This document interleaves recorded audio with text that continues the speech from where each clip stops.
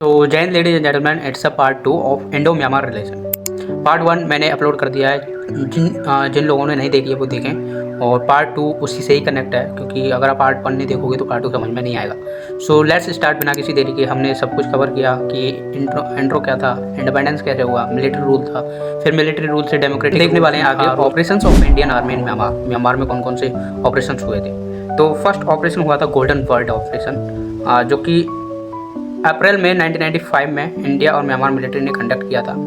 तो इसमें क्या हुआ था, इसमें ट्रैक डाउन किया गया था, कंसाइनमेंट आ रहे थे वेपन्स के, इलीगल कंसाइनमेंट, जो कि म्यांमार और बांग्लादेश में फर्स्ट से आ रहे। मिलिट्री ने कंसाइनमेंट एक साथ होके तो इनको पकड़ा था, और ये काफ़ी डिस्ट्रक्टिव हो जाता, बहुत ज़्यादा नुकसान डिस्ट्रक्टिव हो जाता अगर हम इसको कंट्रोल नहीं करते, अगर म्यांमार मिलिट्री फोर्सेस इसका सपोर्ट नहीं करते। अब बात करते हैं कि सर्जिकल स्ट्राइक। आपने सुना होगा कि पाकिस्तान में सर्जिकल स्ट्राइक होते हैं और बहुत सारी जगह पे सर्जिकल स्ट्राइक होते हैं। कभी सुना है कि आपने म्यांमार में भी सर्जिकल स्ट्राइक होती हैं? यस, यू आर राइट कि म्यांमार में भी सर्जिकल स्ट्राइक होती हैं। तो 4 जून 2015 में जो NSCN एक एम्बुश किया था, जो अपने 15 से 20 जवान को घायल को मार दिया था, और इसका क्रेडिट मणिपुर के चंदेल डिस्ट्रिक्ट में मार दिया गया था, और इसका क्रेडिट म्यांमार ने लिया था। जो इसके NSCN के थी, उन्होंने बोला था कि हमने आपके जवान को मारा है। तो एक सर्जिकल स्ट्राइक हुई थी 10 जून में कंडक्ट हुआ था surgical strike Indo Myanmar international border पे,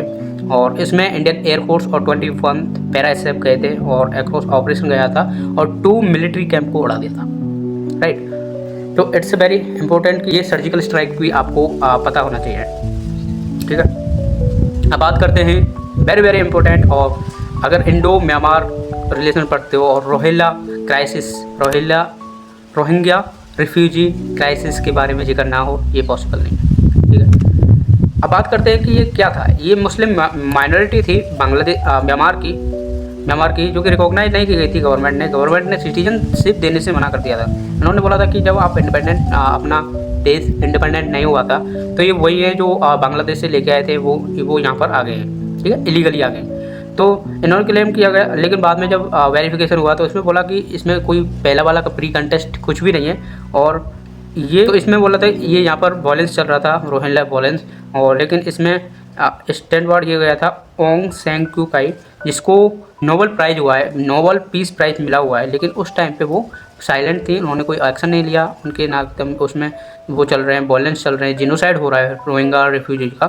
तो despite of return of democracy 2015 में डेमोक्रेसी आ गई, लेकिन ये चीज़ें सारी चीज़ें चलती रही, इसमें कोई प्रॉब्लम नहीं आया। इसी वजह से रोहिंग्या कम्युनिटी ने अराकन रोहिंग्या साल्वेशन आर्मी बनाई, और ARSA बोलते हैं जैसे, और ये एक्सट्रीम आउटफिट कंट्री थी ना, एक्सट्रीम आउटफिट ये ऑर्गेनाइजेशन टाइप की बनाई, क्योंकि किसी कम्युनिटी को हम ज़्यादा ऑपरेस्ट करते हैं तो ये कोई ना कोई नेगेटिव इम्पैक्ट लेकर राइज होता है। ठीक है, इसीलिए ये इन्होंने माइग्रेट करना स्टार्ट किया नेबरिंग कंट्री में, नेबरिंग नेशन में, और ये इंडिया में भी आए। तो ये बहुत ज़्यादा क्राइसिस हुई थी।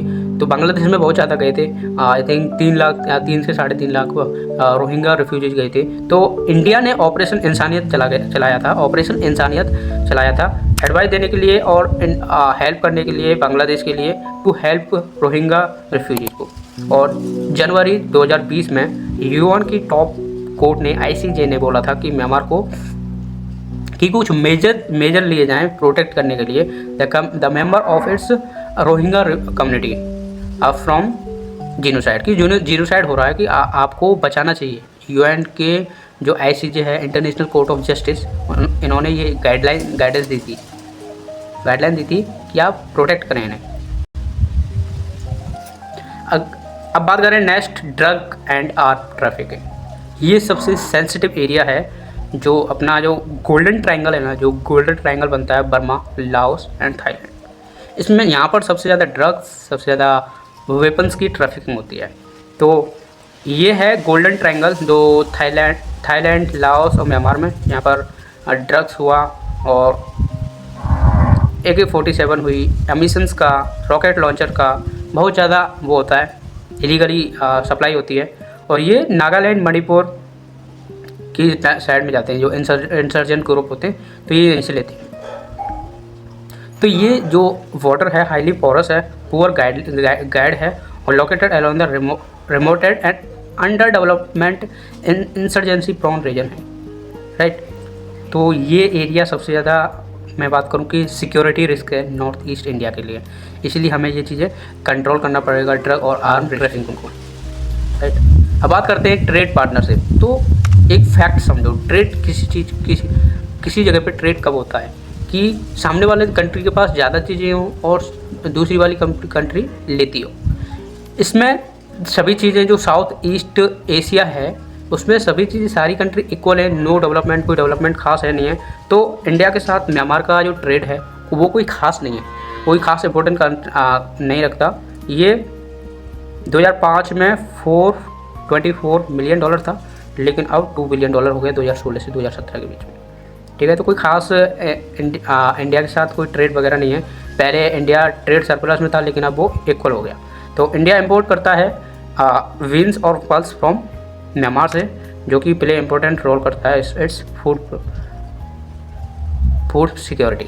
अब इसमें बात आती है कि इंडिया फल्स में सबसे आगे है दाल में, लेकिन हम कंज्यूम भी बहुत ज़्यादा करते हैं, राइट। तो ये ज़्यादा प्रॉब्लम है। तो इंडिया की रैंक है 5th है द म्यांमार इम्पोर्ट में और 10th फॉरेन इन्वेस्टर में।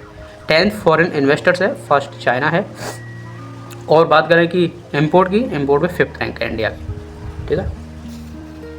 तो कालाधन बात करते हैं। कालाधन multi modal project Kolkata port से सिटवे पोर्ट जो म्यांमार में है, रैखिना में, जो कि कनेक्टिविटी क्रिएट करती है कालाधन रिवर से और Paletwa to Mizoram via road. तो मल्टी मॉडल इसीलिए बोलते हैं क्योंकि इसमें via sea, via water and via road, इसमें बहुत सारे multi mode of transportation involve हैं, ठीक है। तो ये बोला था कि 2020 तक बना देंगे, लेकिन 2014 में ये स्टार्ट हुआ था 2020 तक। तो ये रिड्यूस करेगा ट्रैवल टाइमिंग को 2 से 3 दिन और 1000 kilometre shorter than Siliguri route जो चिकन नेक्स हमने इंडो चाइना में डिस्कस किया था, वो उससे 1000 किलोमीटर कम है। और ये नॉर्थ ईस्ट रीजन को एसेस कराएगा सी से। तो ये इकोनॉमिकल डेवलपमेंट के लिए नॉर्थ ईस्ट के लिए काफ़ी बहुत ज़्यादा इंपॉर्टेंट प्ले रोल करता है, ठीक है। अब बात करते हैं कि सिक्योरिटी थ्रेट क्या है म्यांमार। तो आपको पता है कि पोरस बॉर्डर इशू हुआ, रोहिंगा इशू हुए, आर्म एंड ड्रग ट्रैफिकिंग हुई, जो गोल्डन ट्रायंगल है, misuse of FMR, new emerging nexus between the Myanmar and China and military का, ये सारे सिक्योरिटी थ्रेट हैं म्यांमार की तरफ से। बात करते हैं कि चाइना का बढ़ता हुआ जो इम्पोर्टेंस है म्यांमार के लिए। तो चाइना पॉक मतलब चाइना बोलता है कि हमारा रिलेशन भाई बहन जैसा है या भाई भाई जैसा है। तो ये एक्टिव मेडिएटरी रोल प्ले करता है एथनिकल कॉन्फ्लिक्ट में, मेडिएटर बनता है म्यांमार में। और चाइना ने बहुत ज़्यादा इन्वेस्टमेंट किया हुआ है, इकोनॉमिकल इन्वेस्टमेंट किया हुआ है म्यांमार में।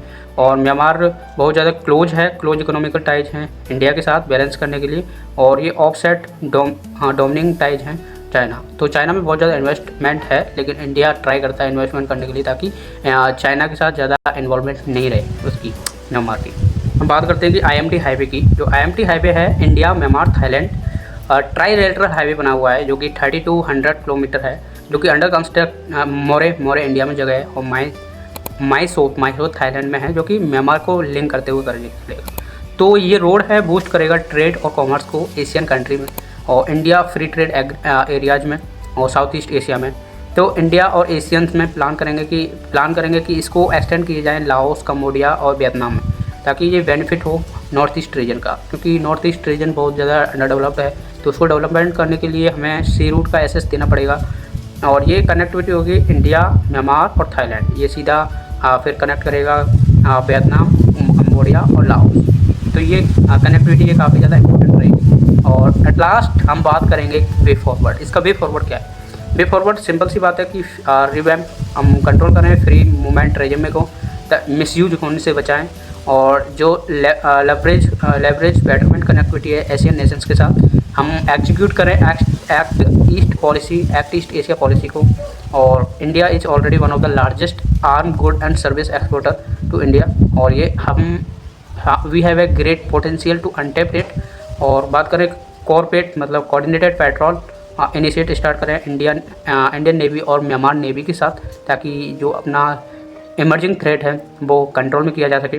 और इंडिया एक्टिवली एक्शन ले और अप्रोच पहुंचाए कंप्लीट करने के लिए ये प्रोजेक्ट, जैसे IMT हाईवे हुआ, कालाधन प्रोजेक्ट हुआ, ये नॉर्थ ईस्ट और ये रिलेशन को इम्प्रूव करने के लिए काफ़ी ज़्यादा है। अगर आप नहीं करोगे तो चाइना करेगा, और चाइना आपके लिए सिक्योरिटी थ्रेट ऑलरेडी है, तो ज़्यादा प्रॉब्लम क्रिएट नहीं करना चाहिए। Economical integration as a present trade $2 billion, और इकोनॉमिकल ट्रेड हमें बढ़ाना पड़ेगा या फिर आपस में इंक्रीजमेंट करना पड़ेगा, नए प्रोजेक्ट लाने पड़ेंगे, इकोनॉमिकल प्रोजेक्ट, और ये सारा था। So I hope you understand all the things and अब हम मिलेंगे नए एक IR रिलेशन के साथ। आप सजेस्ट करो कि कौन सा रिलेशन लेके आएँ। आई थिंक 4 से 5 इंटरनेशनल रिलेशन विश्व दृष्टि सीरीज़ के द्वारा कवर किए गए हैं। अगर आपको कोई डाउट हो या कुछ छूट गया हो तो आप कमेंट बॉक्स पे बता दें। सो आई होप, जय हिंद, जय भारत।